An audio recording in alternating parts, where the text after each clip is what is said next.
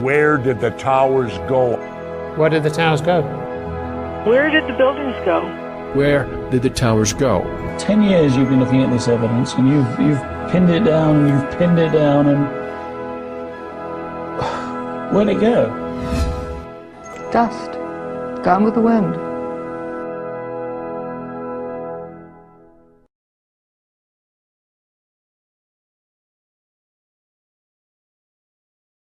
We're talking about the fact that most people see what they expect to see, what they want to see, what they've been told to see, what conventional wisdom tells them to see, not what is right in front of them in its pristine condition.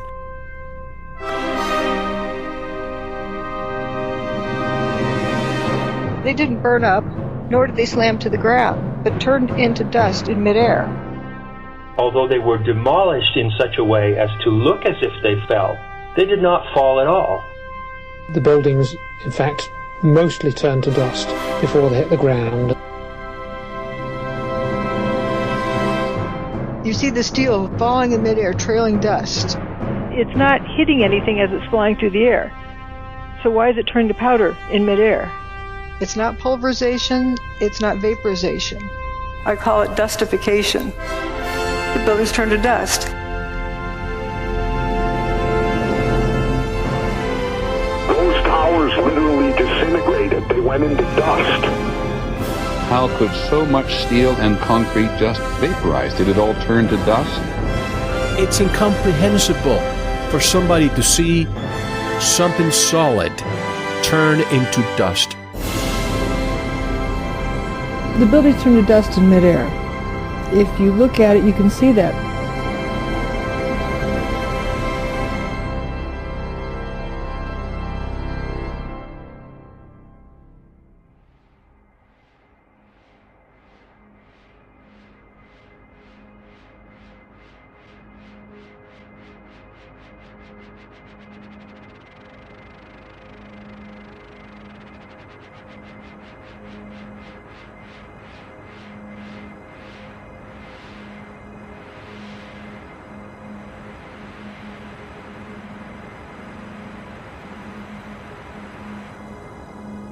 This is your last chance. After this, there is no turning back.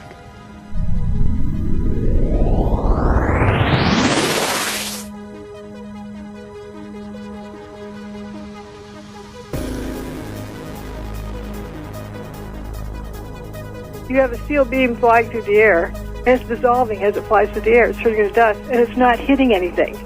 The building was not smashed to bits. So that's why pulverizing doesn't describe it. No explosions, no heat, no flames. Vaporization implies high heat. You would have seen the whole building glowing. People would have been blinded by the light. It's very dense dust. It initially blocked out all of the sunlight, 100% of the sunlight, so it was pitch black. You come to the realization that these pieces of material are becoming dust. They're frothing up into dust as they fall.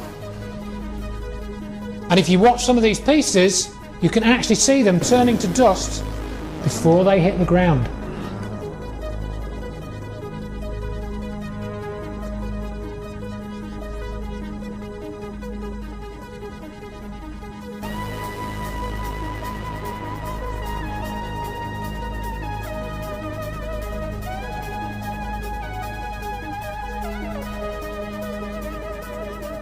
It turns to dust.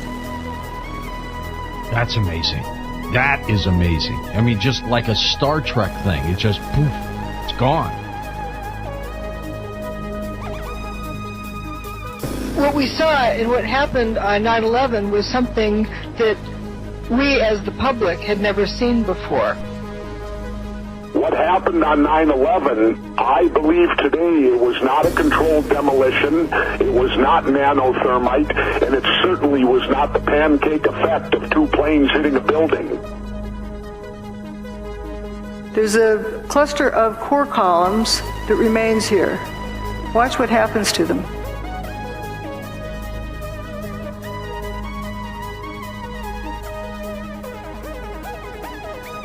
They just faint.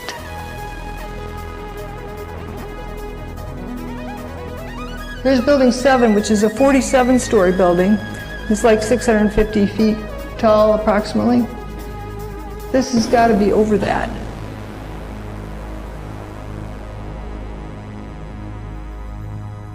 It physically disintegrates in front of your eyes.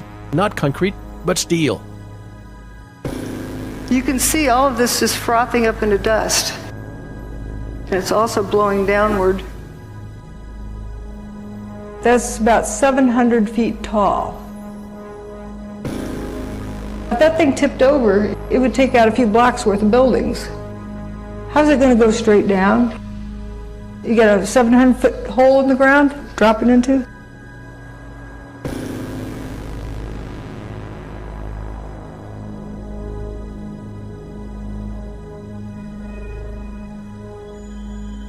This video is of Building 7.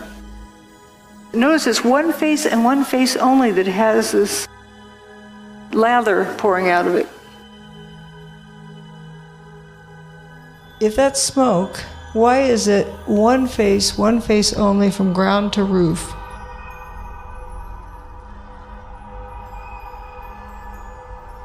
That does not look like a fire pouring out a window.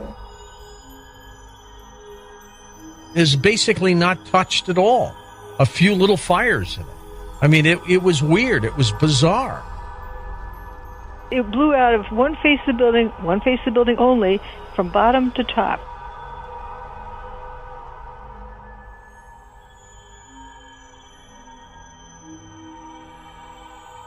These windows are broken.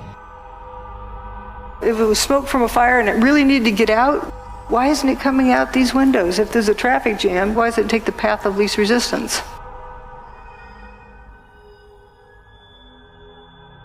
Notice it's spiraling around. And the wind that day was only like 7-8 miles per hour. It's not pushing out, it's being sucked out, it looks like. And that poured out of the building all afternoon for 7 hours. That's a lot of material. So basically it was disintegrating from the inside. By 5:20 p.m., there wasn't enough mass left to slam to the ground.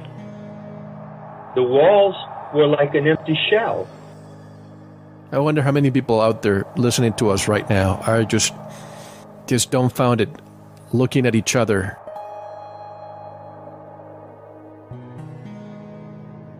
Here was these huge buildings that turned to dust in midair right in front of our faces on TV.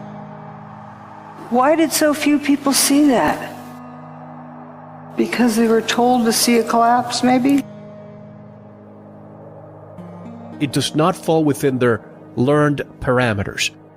Conventional wisdom kicks in, and it says that it's impossible to dustify a building.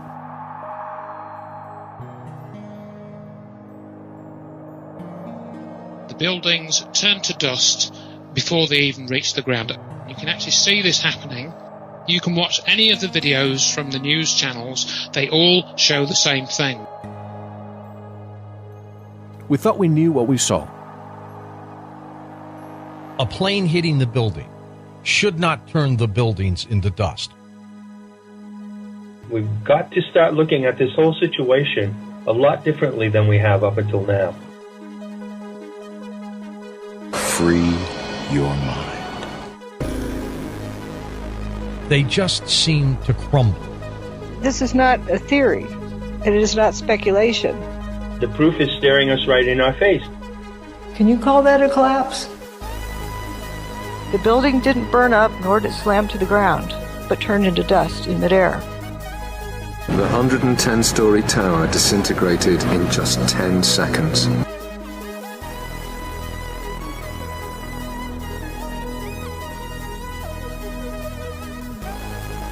It doesn't look like a controlled demolition or a pancake effect. It looks more like a total pulverization. And it just seems like it's like a waterfall effect where it's just dust is just accumulating and piling over on each other. That's not a collapse. And it's not an explosion. It's a building frothing up into powder.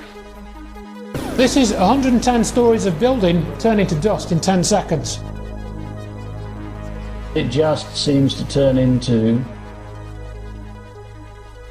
dust. The towers did not collapse. They did not collapse. They would turn to dust.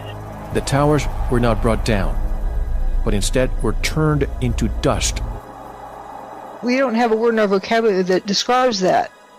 So I've invented a new word, dustification. I kind of define it as the process of turning a solid structure into powder in midair. Dustified. There it goes. Wait a minute, that building's turning into dust in midair. Collapses don't do that.